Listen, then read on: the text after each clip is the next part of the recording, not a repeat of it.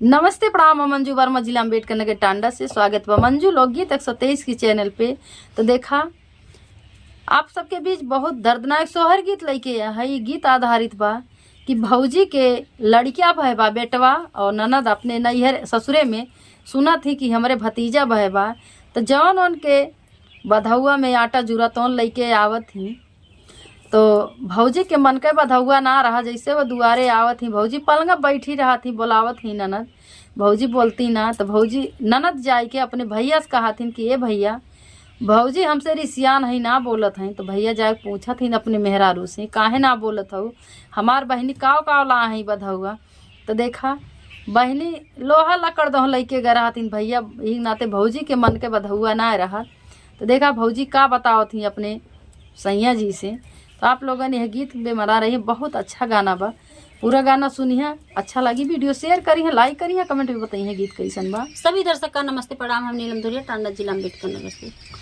ससुर से आई है बहनिया अपने भैया से राजकार, भैया से राजकार हो। ससुर से आई है बहनिया अपने भैया से राजकार, भैया से राजकार हो।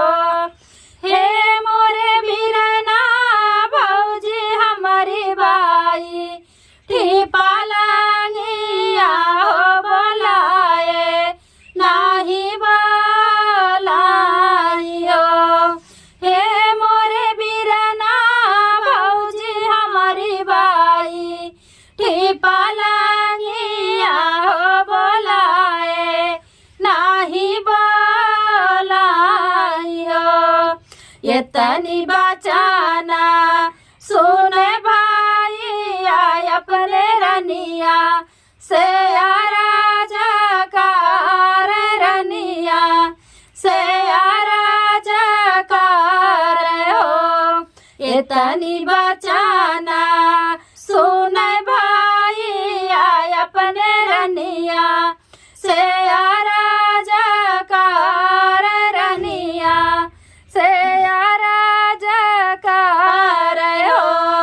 हे मोरी रनिया काउलाई बाही, नी बधाउआ हो तुअन से नाही बाली हो। हे मोरी रनिया काउलाई बाही, नी बधाउआ हो तुअन से नाही बाली हो। देखा भौजी के जब बेटवा होता, ननद रानी सुनत ही अपने ससुरे से। तो जवान उनके आटा जुरत तो बधौआ लेके आवत ही अपने नैहरे का। तो भौजी बोलावत ही, भौजी बोलत ना है।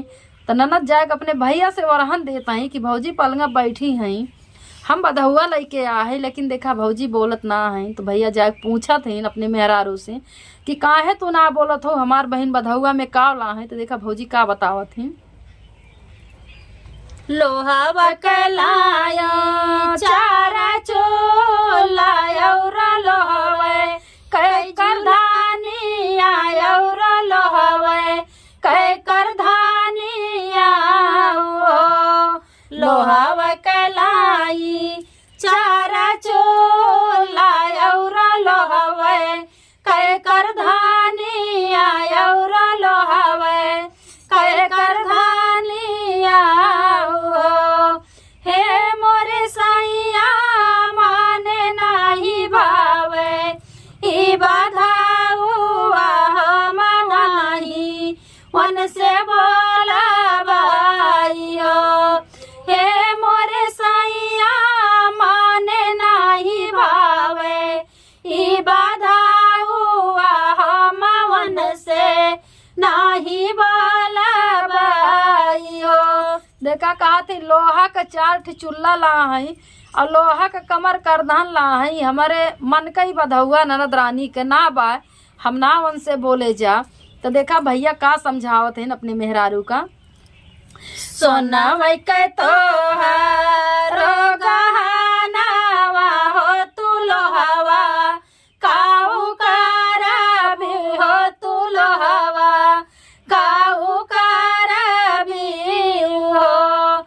सोनावा के तोहार गहनावा हो तू लोहवा काहू करबी हो तू लोहवा काहू करबी हो हे मोरी रनिया अपन ललनवा बड़ा सुंदर हो बधुआ लौटाई दी हो हे मोरी रनिया अपन ललनवा बड़ा सुंदर हो बधुआ लौटाई दी हो हे मोरी रनिया सोनावा का पहिरा तो गहनावा हो बहुत निकला गाई हो हे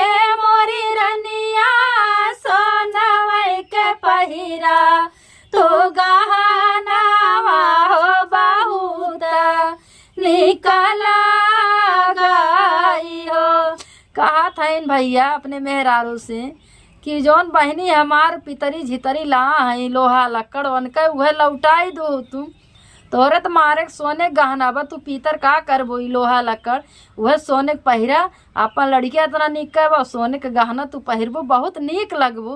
तो देखा भैया समझाएन अपने बहन का और कहत हैं कि जितना वो ला है वह उतना उनके नेक दई दो। कैसे समझावत हैं भैया अपने मेहरारू का जेतन के लाई वे बधाउआ हमनेवा वतन दे हमने गवा वतन दे हो। भौजी कहा था अपने मर्दे से जेतन के लाई वे बधाउआ हमने गवा वतन दे हमने गवा वतन दे हो हे मोरे रजाओ की हना दर गवा बहनिक साथे हो हमने गवा वन का जैसे देव हो हे मोरे रजाओ की हना दर गवा बहनिक साथे हो हमने गवा वन का जैसे देव हो। भौजी कहा था अपने सैया जी से जितने को गहना नेक जौन ला है उनका वह हम लौटाए दे लेकिन जवन कुछ हम नहीं दे वह समय तू खड़ा रहे लेकिन तू एको शब्द बोले न अपने बहन के तरफ से।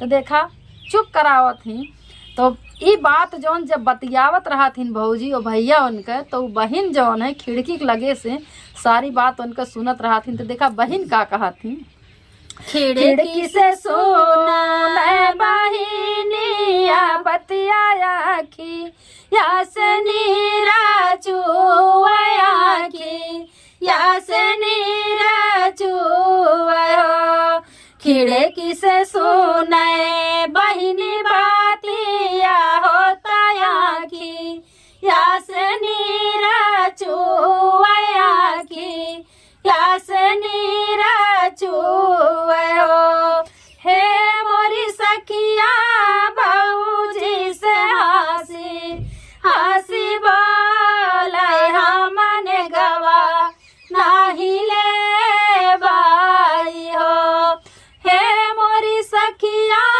बाबूजी से हंसी हंसी बोले हमने गवा नहीं ले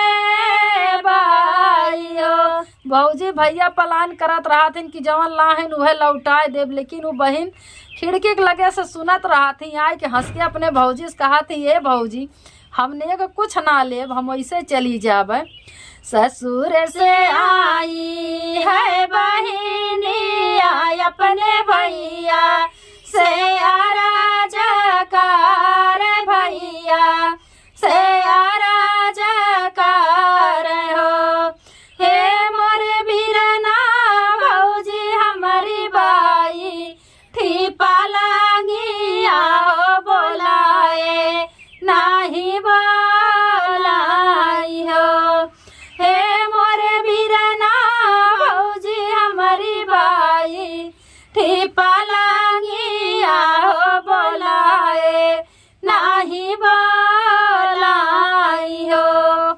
धन्यवाद।